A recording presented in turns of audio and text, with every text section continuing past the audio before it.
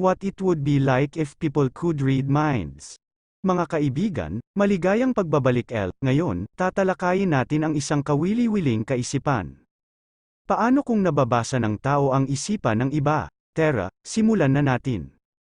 Ang kapangyarihan ng pagbabasa ng isip. Ang pagbabasa ng isip, isang konsepto na madalas nating makita sa mga pelikula at libro. Ngunit paano kung ito ay magiging realidad? Mga positibong aspekto sa isang banda, ito'y magbibigay ng malaking tulong sa komunikasyon, walang hindi pagkakaintindihan, walang mga lihim. Maari rin nating malaman agad kung ano ang tunay na nararamdaman ng isang tao.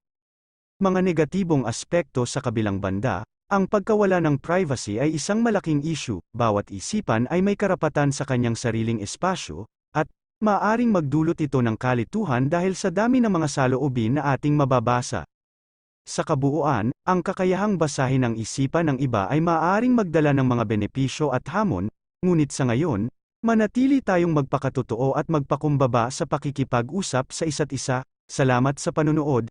Kung mayroon kayong mga katanungan o mga paksa na nais ninyong talakayin sa mga susunod na vlog, iwanan ito sa mga komento sa ibaba. Kita-kits sa susunod na video.